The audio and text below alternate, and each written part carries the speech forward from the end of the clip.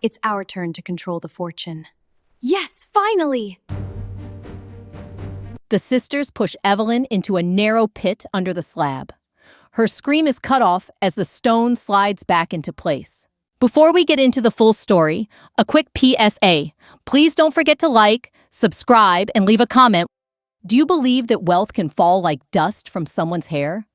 In the city of Westerhaven, this strange idea is true. The Armitage family runs a vast shipping company. Everyone thinks their prosperity comes from smart business. Very few know the real reason. Evelyn Armitage, the youngest daughter.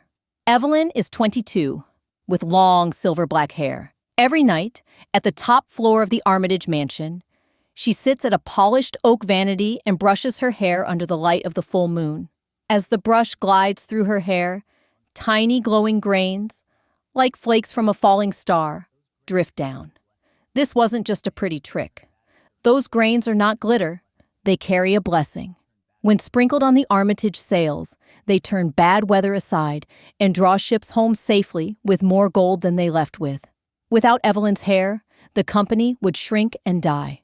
This secret is so precious that only a handful of people know. From her bedroom window, Evelyn can see the harbor and the endless sea. She often watches the ships she protects sail away to foreign lands. She wants to sail with them. Instead, she is told she must stay. Her father calls her our miracle. But inside, she feels more like a battery. Evelyn has two older half-sisters, Charlotte and Genevieve. They are beautiful, graceful, and polite in public. They are also deeply resentful. Their mother, Mr. Armitage's first wife, died many years ago. The sisters remember seeing their father remarry a woman from far away, Evelyn's mother, and then watching their new sister become the center of the family's wealth. When Evelyn brushes her hair, everything turns to gold, Charlotte once murmured. And when we brush ours, nothing changes, Genevieve replied quietly, bitterness darkening her eyes. They feel stuck in Evelyn's shadow. While everyone praises Evelyn for protecting the fleet, Charlotte and Genevieve attend meetings, make deals, and run the business. They want recognition and control. One rainy autumn evening, they stumble upon an old storybook in the attic. A tool made of silver glass. Envy feeds the brush. Its pages are fragile, its drawings faded. Among tales of witches and curses, one entry catches their eye. The moonlit comb, Charlotte reads aloud. A tool made of silver glass. It can cut magical hair and claim its power, Genevieve whispers. Her finger touches a note scribbled in the margin. Beware the serpents carved on the back. Envy feeds the brush. Compassion breaks its curse. The sisters look at each other. They have found a way to take what their father never offered. It's our turn to control the fortune. Yes, finally! Winter arrives. Snow covers the roofs of Westerhaven and makes the sea look dark and cold. Charlotte and Genevieve visit Evelyn's room and act affectionate. We've been thinking, Charlotte says with a gentle smile. We should honor our mother's memory together, Genevieve adds. We'd like you to join us at her old estate in the mountains. Just the three of us. For once, no ships, no father, just sisters. We'd like you to join us at Mother's estate. Just the three of us. For once, no ships. Evelyn hesitates. She rarely leaves the city, but she longs for a genuine connection with her siblings. She nods. I'd love to. In the mountains, the next day, the sisters travel to a lonely mansion high in the snowy mountains. It's built of pale stone and surrounded by tall pines. Snow crunches under boots. Breath fogs the air. The mansion's windows glint like watchful eyes. A forgotten mausoleum stands beyond the trees, heavy with secrets. Inside, the sisters light a fire and drink warm tea. They share stories about their mother and laugh. Mother loved this hall during winter. It's beautiful. For a moment, Evelyn feels as if their jealousy has faded. She hopes this trip will heal old wounds. Then, Charlotte suggests they visit the mausoleum to lay flowers by their mother's tomb. She holds up a beautiful brush. We found this among Mother's things, Charlotte says. The brush's back is a polished mirror engraved with tiny snakes. It seemed fitting that all three of us should use it together, adds Genevieve. A symbol of unity. Evelyn smiles, touched by the gesture. She follows them outside. Moonlight turns the snow into a glowing field. Inside the mausoleum, colored light from stained glass windows creates a patchwork on the marble floor. Charlotte hands Evelyn the moonlit comb. Evelyn runs it through a strand of her hair, seeing her reflection glint in the silver back. She finishes and hands it back. Suddenly, Charlotte grabs a thick lock of Evelyn's hair. Genevieve's hand flashes. She slices the lock with the moonlit comb. There is a sharp tearing sound. An explosion of light and stardust erupts, then fades in a heartbeat. Evelyn staggers forward, gasping. She clutches her head and looks at her sisters, eyes wide with shock. "Why?" Evelyn cries, her voice breaking. "We can't live in your shadow," Genevieve whispers, her face set with determination. "It's our turn to control the fortune." They drag Evelyn toward a heavy stone slab on the floor carved with writhing serpents. Genevieve speaks words from the storybook. Power now ours, bound by envy and blood. The sisters push Evelyn into a narrow pit under the slab. Her scream is cut off as the stone slides back into place. Above ground, Charlotte and Genevieve stand trembling. Snow begins to fall again. They believe they have secured the family's wealth and their own freedom. Evelyn lies in the dark, struggling to breathe. Her hands scrape cold stone. For a moment, panic overwhelms her.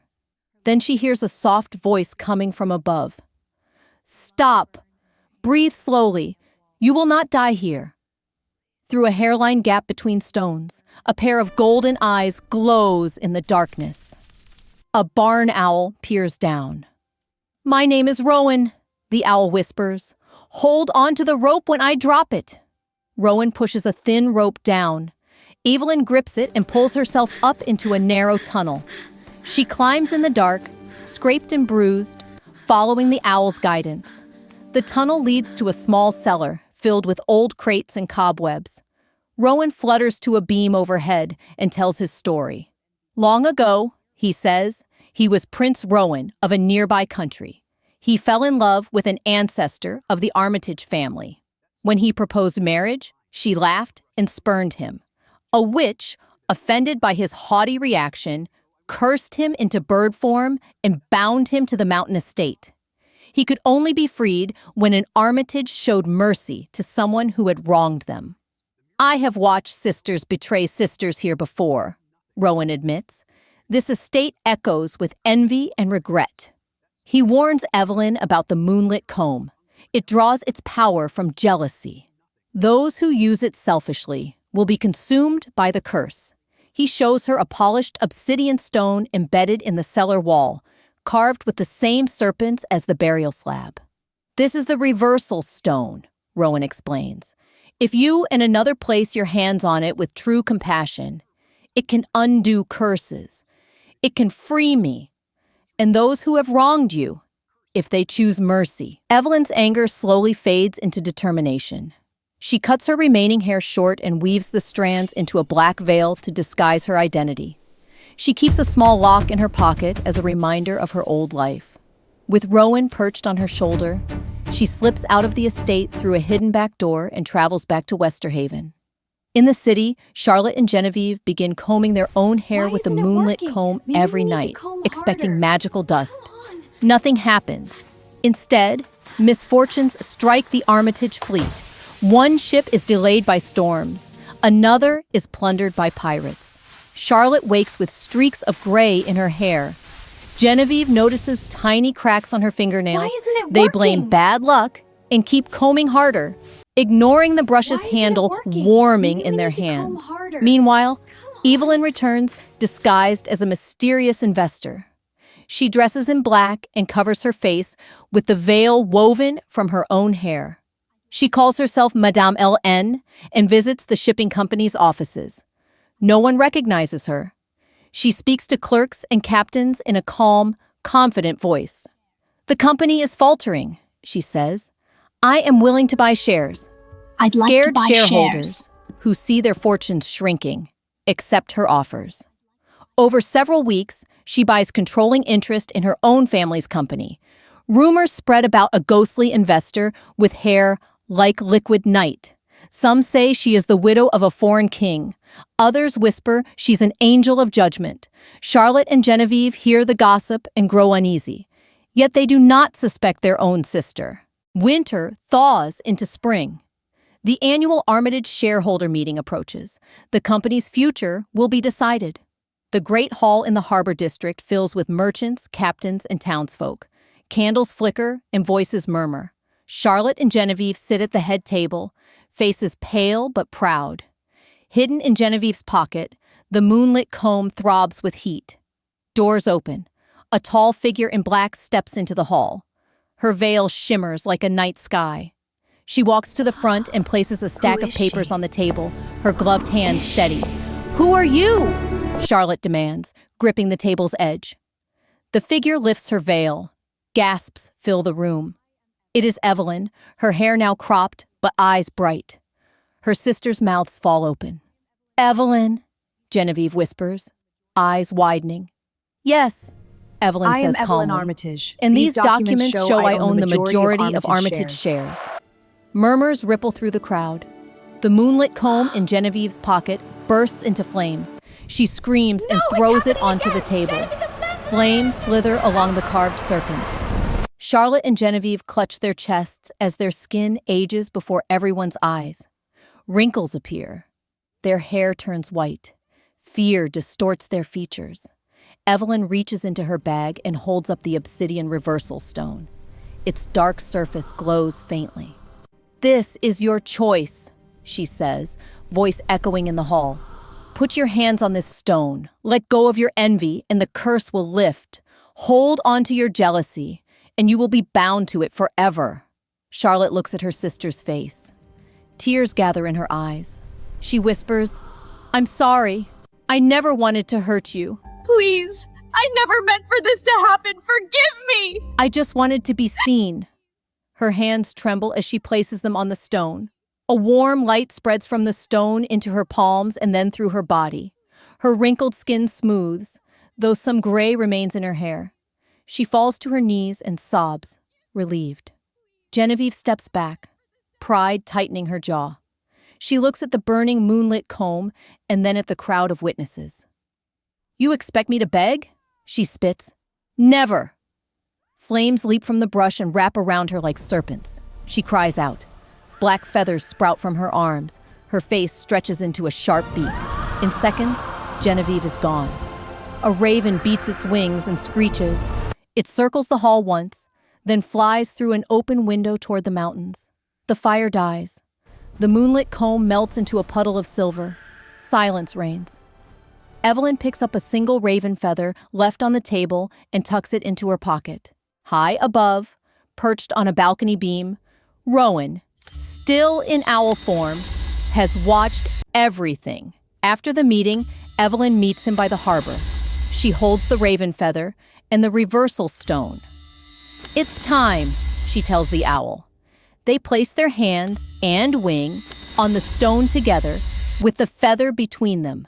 A brilliant light wraps them. Feathers turn into fingers. Wings change into arms. In front of the shocked sailors, Rowan transforms into a young man. He has kind eyes, tousled brown hair, and an old-fashioned shirt. He bows to Evelyn.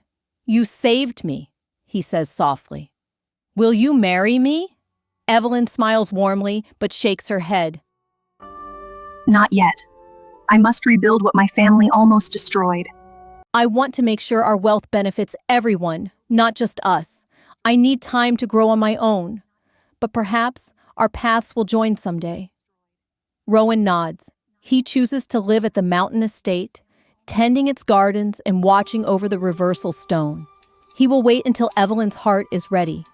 In the months that follow, Evelyn takes over the Armitage Company. She invests in schools, hospitals, and repairs for the harbor. She pays her sailors fairly and expands trade to help Westerhaven flourish. She only brushes her hair under the moonlight when there is true need, during storms or dangerous voyages. Her gift becomes something she chooses to share, not a duty forced upon her. Charlotte works with her, humbled by her near loss. She visits her sister often and apologizes when words fail. I'm sorry. I know. Genevieve, the raven, lives near the mountain estate. At first, she screeches and keeps her distance. Over time, she slowly grows calmer. She perches on an old oak near the obsidian stone and watches Rowan work. In her eyes, there is a flicker of understanding. Perhaps one day, she will touch the stone and choose mercy too. Years pass. Westerhaven prospers even without constant stardust. The mysterious investor is revealed to be Evelyn, and people respect her not for her magic, but for her fairness. She brushes her hair under the moonlight, not because she must, but because she decides to do it to help her city. One summer evening, she rides up to the mountain estate. The sun sets behind the pines, painting the sky pink and gold. Rowan tends the roses in the garden. He looks up as Evelyn approaches. They smile at each other. There is no rush. Their futures are open. In the oak tree behind them, a raven watches, head tilted thoughtfully, as if thinking about choices and change. Who knows what magic and choices will come next?